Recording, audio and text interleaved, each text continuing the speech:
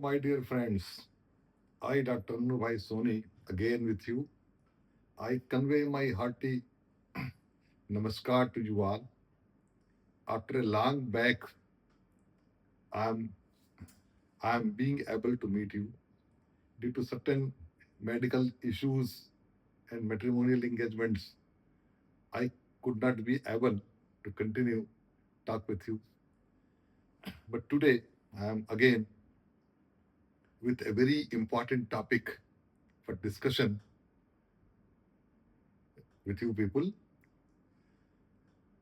If you remember well, I I told during my previous meeting with you around 6 months back when I was talking about the function and the organization of the ED and the CVI also.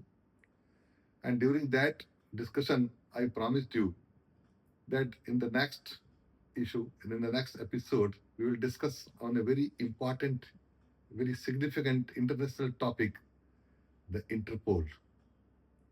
Today, I have I have a very nice information according to my point of view for you people. Let me allow to open the discussion on this matter that is Interpol. आप सबको नमस्कार.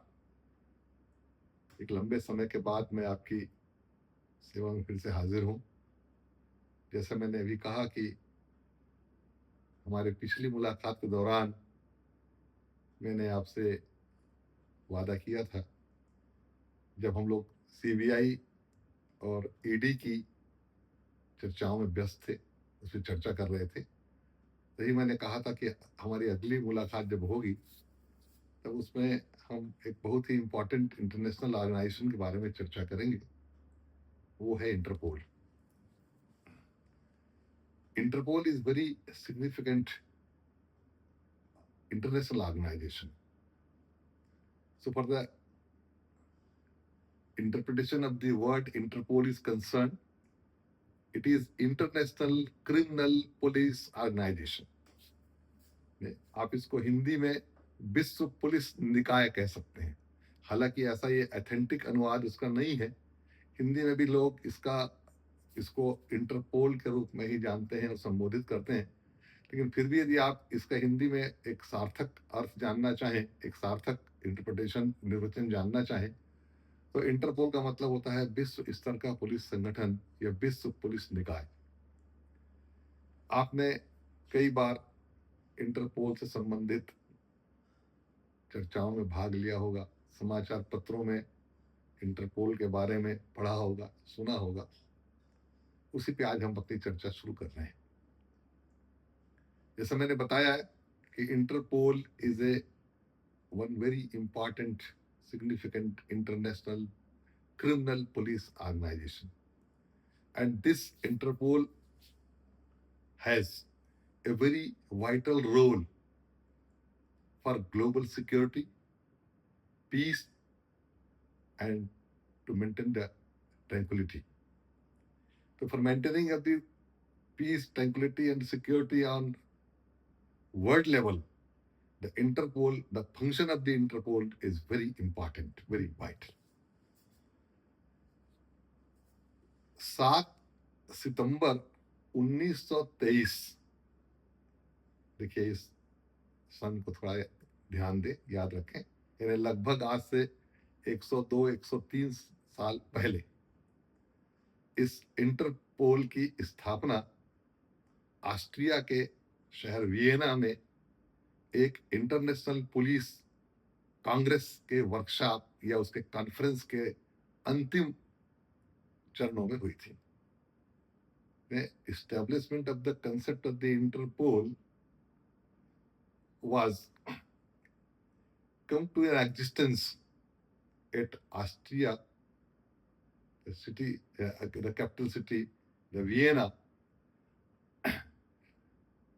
as a consequence, as a result of the efforts of the Vienna police chief, Mr. Johannes Sepper. Johannes shaper करके Austria के वीना के police chief थे, उनके प्रयासों से इंटरनेशनल पुलिस ऑर्गेनाइजेशन की या इंटरपोल की स्थापना सन 1923 में 7 सितंबर के दिन एक नेशनल या इंटरनेशनल पुलिस कॉन्फ्रेंस के समापन के दौर पे हुआ था। मिस्टर जोहान्स शेफर जो थे, उनके अथक प्रयासों से ये इंटरनेशनल पुलिस ऑर्गेनाइजेशन की या इंटरपोल की स्थापना हुई थी। इसका हेडक्वार्टर फ्रांस के लियोन शहर में है। इसका हेडक्वार्टर, इसका जो मुख्यालय है सर, ये फ्रांस के लियोन शहर में है। और इंटरपोल की 3 आधिकारिक भाषाएं हैं। 3 official language are associated with the Interpol. Interpol has 3 official language. One is English, second is Spanish, third is Arabic, and fourth is French. I'm sorry to say, Interpol के पास 4, अंग्रेजी को छोड़ करके 3 और अंग्रेजी को मिला करके 4 उसकी आधिकारिक भाषाएं हैं। अंग्रेजी, स्पेनिश, फ्रेंच और अरबी। देखिए, इंटरपोल जो है वो मेंबर कंट्रीज बेस्ट ऑर्गेनाइजेशन, मतलब ये क्या है, एक ऐसा संगठन है जिसमें जो राष्ट्र हैं, जो देश हैं, वो सदस्य होते हैं। वर्तमान में इसके 196 सदस्य हैं। इंटरपोल हैज 196 मेंबर्स कंट्रीज, और हर मेंबर कंट्रीज के पास एक नेशनल सेंट्रल ब्यूरो एनसीबी है। इसी नेशनल सेंट्रल ब्यूरो के माध्यम से इंटरपोल काम करती है। इन्हें हमने क्या समझा था कि इंटरपोल एक ऐसा संगठन है जो अपने सदस्य राष्ट्रों के आधार पर बना है, और अभी वर्तमान में 196 इसके सदस्य राष्ट्र हैं, मेंबर्स कंट्रीज हैं। और इन्हीं मेंबर्स कंट्रीज की मदद करके, उनके साथ में कोऑर्डिनेट करके इंटरपोल काम करता है। फॉर व्हाट, किस चीज के लिए? तो विभिन्न प्रकार के जो बॉर्डर क्रॉस ऑफेंसेस हैं, बॉर्डर क्रॉस टेररिज्म है, plane hijacking, financial scams, fugitive offenders, child pornography, organised crime, drug smuggling, human trafficking, इस प्रकार के जो अंतर्राष्ट्रीय स्तर पर ये जो अपराध होते हैं, उनकी रोकथाम के लिए और उनसे संबंधित अपराधियों को गिरफ्त में लेने के लिए ये अपने जो सदस्य राष्ट्र हैं, उनकी जो नेशनल सेंट्रल ब्यूरो है, माने उस देश का जो संगठन है, जो अपराधों को रोकने के लिए उस देश ने अपने राष्ट्रीय स्तर पर जो संगठन बनाया है, जैसे इंडिया में सीबीआई है, उसी प्रकार का जो संगठन होता है उनके मेंबर कंट्रीज का, उस संगठन को ये मदद करता है। Interpol itself is not an enforcement authority under any act or under any kind of the law, whether it international or the local law. But this organization function is a coordinator. For what? To suspect the criminal, to provide information to the NCB, National Central Bureau of any country or member country, regarding the offenders, regarding the proceeds of offenders, and other kinds of the information regarding the arrest and tracing of the fugitive offenders, scammers, and persons who are engaged in drug smuggling. तो कुल मिला के कहा जाए तो प्रत्येक जो इसके राष्ट्र हैं, जो इसके मेंबर कंट्रीज हैं, जैसे मैंने अभी बताया आपको 196 इसके मेंबर कंट्रीज हैं।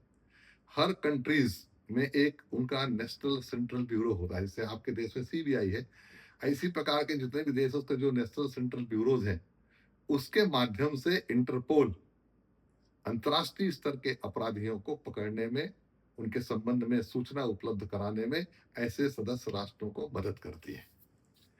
इंटरपोल के पास खुद किसी व्यक्ति को गिरफ्तार करने का, उसके खिलाफ कोई इन्वेस्टिगेशन लॉन्च करने का अधिकार प्रत्यक्षता नहीं है, लेकिन वो अपने सदस्य राष्ट्रों के जो नेशनल सेंट्रल ब्यूरो हैं, जो उनकी आधिकारिक संस्थाएं हैं, जो इस प्रकार के अपराधियों की जांच से संबंधित कार्य के लिए बनाई गई उस देश के द्वारा, ऐसे संस्थाओं, ऐसे एजेंसियों के की मदद करता है, ऐसे अपराधियों के संबंध में सूचना दे करके, उनके संबंध में और भी जो डेटा है वो प्रोवाइड करके, और भी तरीके से मदद करके। तो कुल मिला के स्थिति ये बनी कि Interpol is a international organisation which was established during 1923.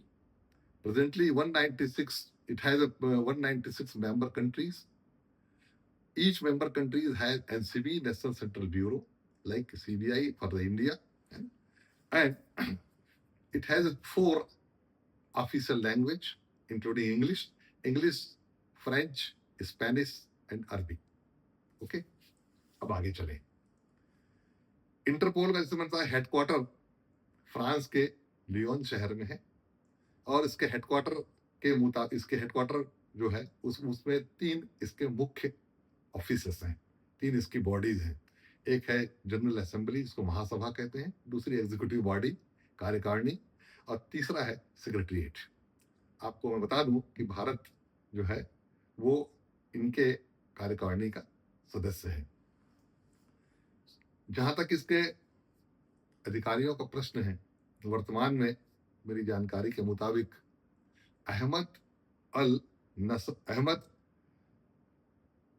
Major general Ahmad नसर उल रेजी इसके चेयरमैन हैं, और इसके सेक्रेटरी जनरल हैं वाल्डेसी उर्कीजा, ये ब्राजील के हैं, और मेजर जनरल अहमद यूएई के हैं, यूनाइटेड अरब अमीरात के हैं।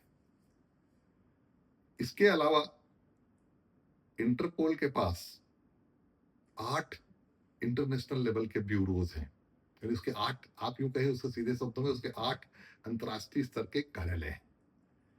इनके कार्यालय जो हैं,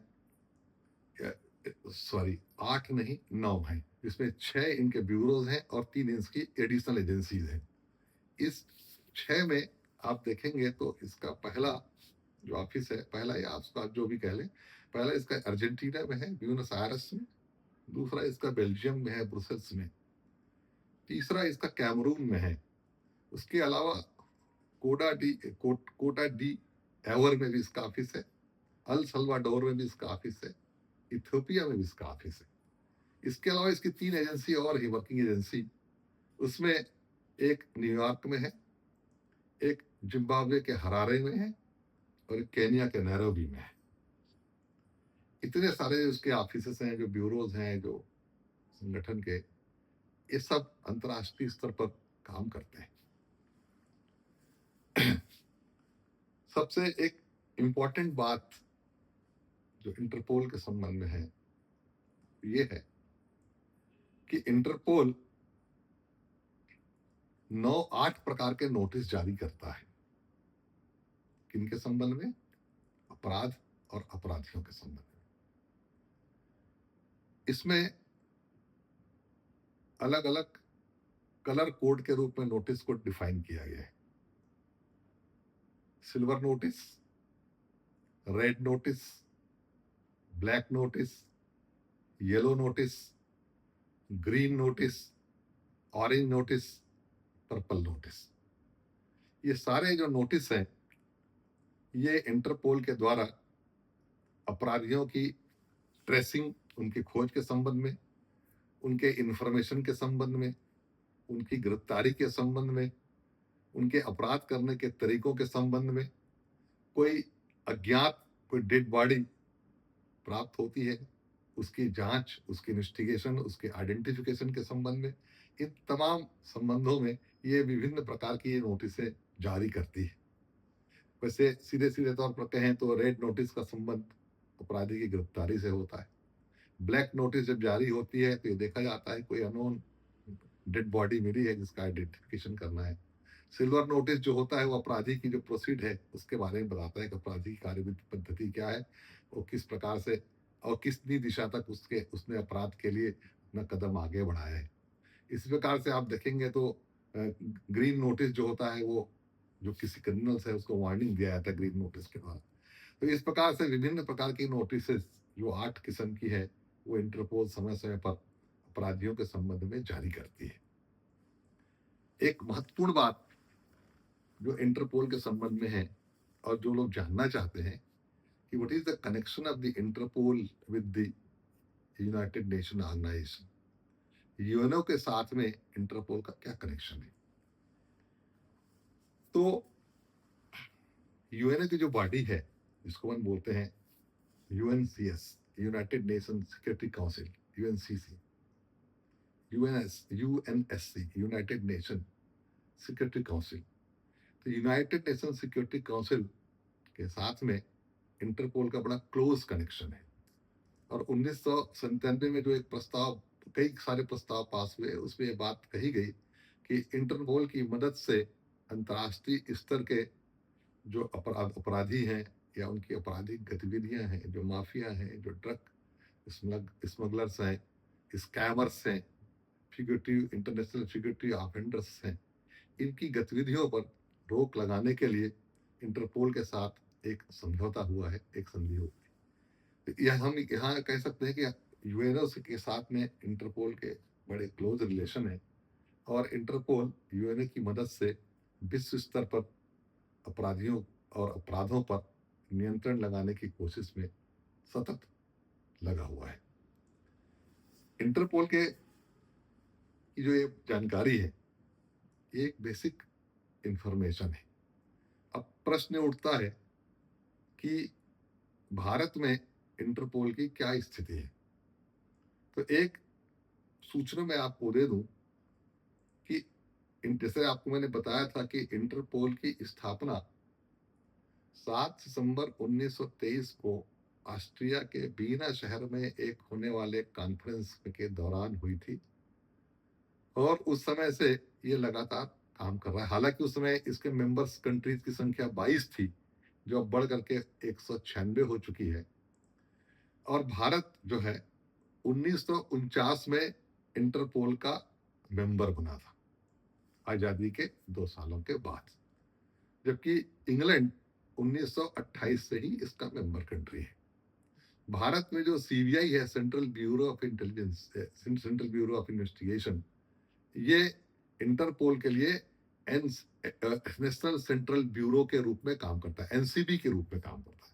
इसका मतलब ये है कि इंटरपोल जो है अंतर्राष्ट्रीय अपराधों को जिसका संबंध भारत से भी है, भारत से है या और देशों से है, जिसमें भारत का कहीं भी कुछ कनेक्शन है या भारत से भागा हुआ कोई अपराधी या भारत का हित जिस अपराध से या अपराधी से प्रभावित हो रहा है, ऐसे अपराधी को पकड़ने के लिए, उसे भारत में वापस लाने के लिए जो कार्रवाई की जाती है, या बॉर्डर क्रॉस जो टेररिज्म है जिसमें भारत का हित प्रभावित हो रहा है, ऐसे कार्य को करने में या ऐसे कार्य को रोकने के लिए, ऐसे अपराधियों पर, ऐसे आतंकवादियों पर नियंत्रण पाने के लिए जो इंटरपोल है वो एनसीबी की मदद करती है। किसकी? सीबीआई की। क्योंकि भारत में एनसीबी कौन है? इंटरपोल की जो जिसको आप ऑपरेटिंग एजेंसी कह सकते हैं, वो कौन है? तो सीबीआई है। सीबीआई को किसका दर्जा दिया गया इंटरपोल के मामले में? National central bureau.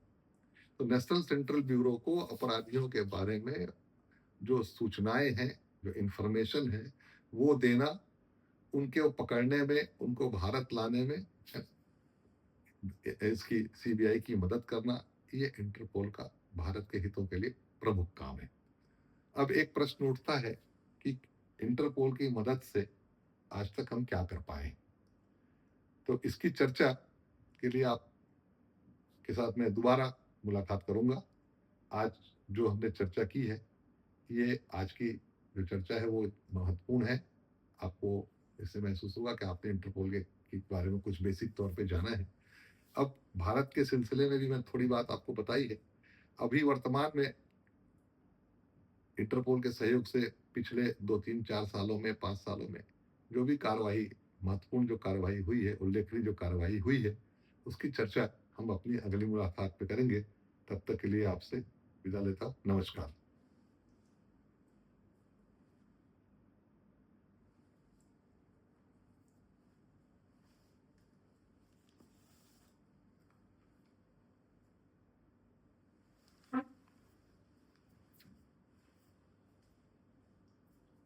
ओ बुलबुल।